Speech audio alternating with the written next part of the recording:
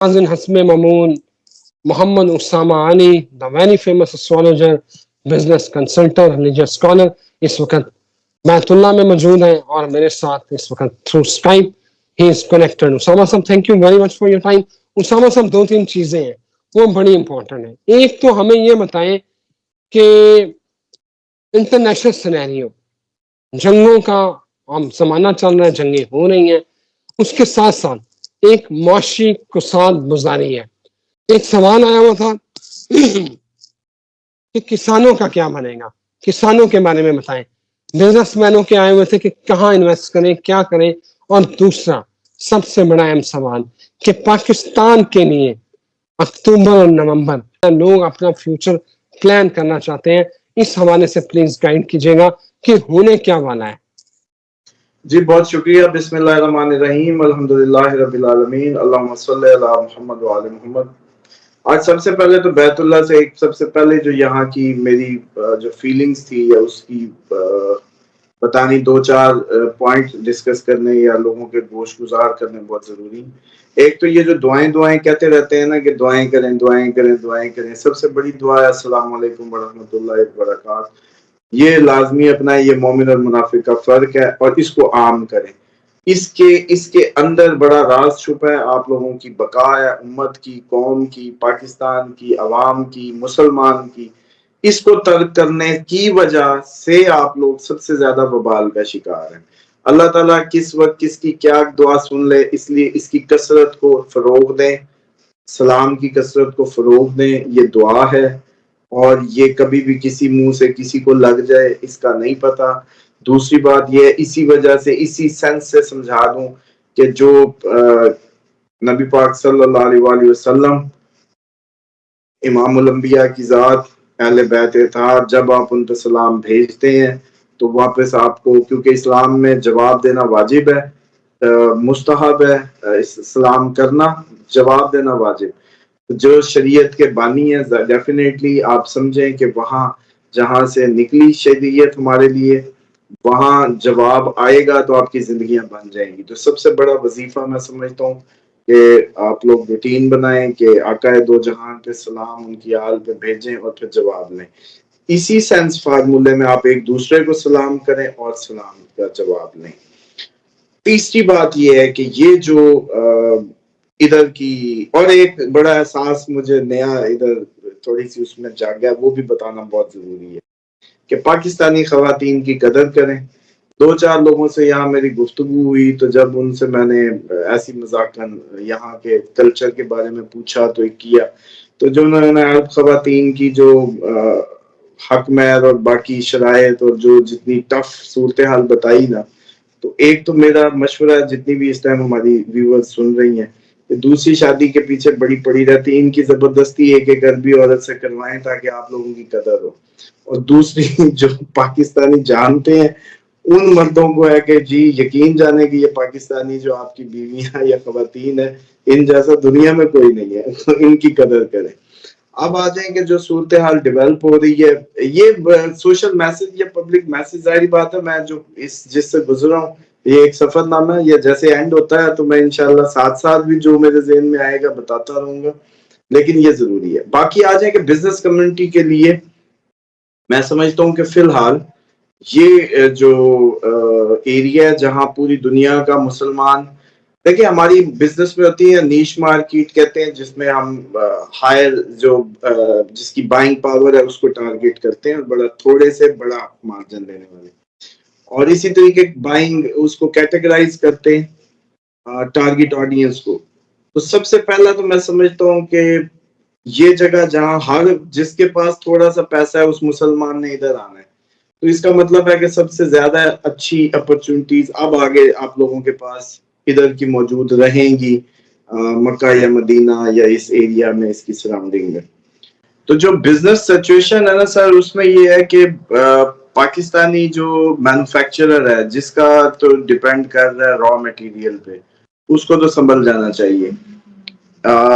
یا تو raw material جتنی بھی پاکٹ سائز ہے میکسیمم اکٹھا کر لے, اور اب اس کو بھی جیسے ہم وہ کہتے تھے نا خوراک ذخیرہ کر لو, یہ کر لو.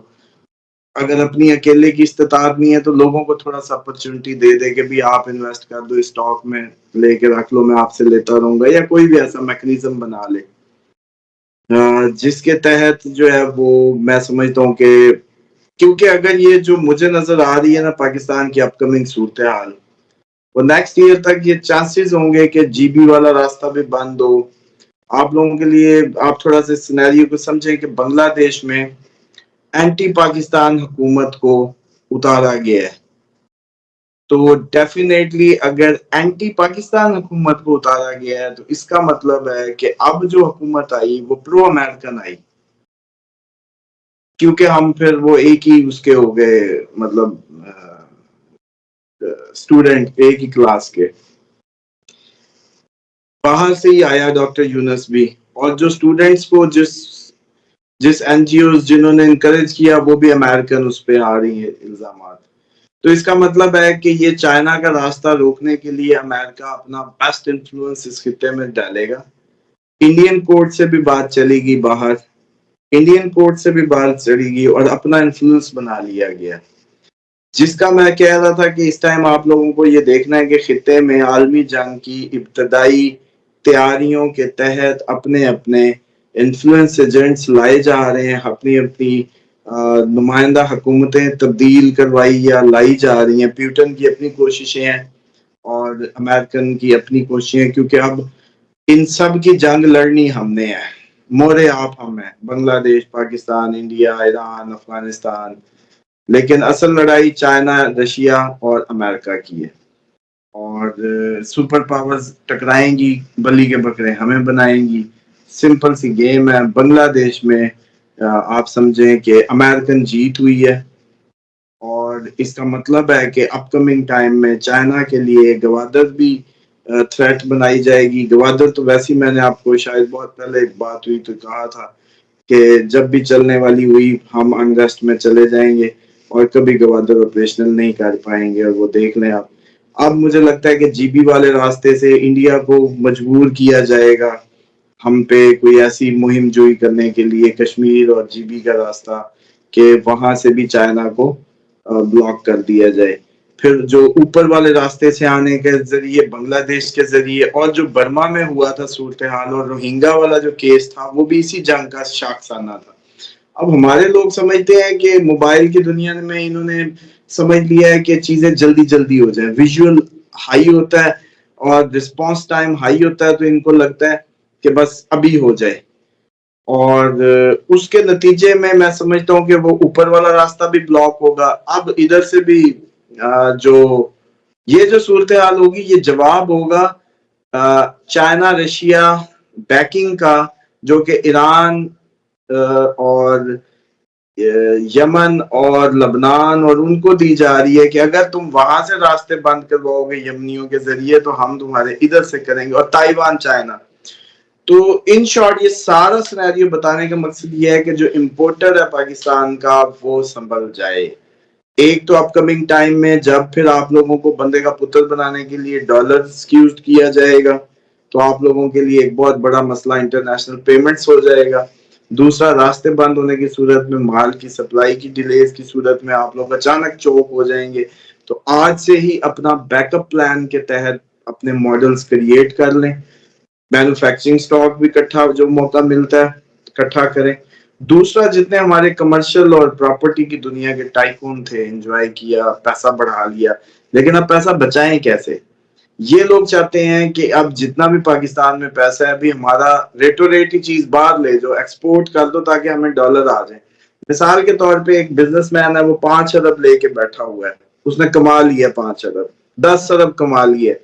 لیکن اس پولیٹیکل سینیریو میں جب ڈالر سٹیبل نہ ہوا تو پھر وہ جو ہے اس کا 5 ارب رہ گیا 2.5 ارب، جیسی 160 180 سے آیا 340 پہ، مثال دے رہا ہوں. آگے بھی یہ ہو سکتا ہے. اب وہ کیا چاہتا ہے؟ وہ چاہتا ہے کچھ ایسا ہو جائے کہ بے شک مٹی ایکسپورٹ کرو، مجھے کوئی ڈالر کے ذریعے میری ویلتھ ڈالر میں کریٹ ہو.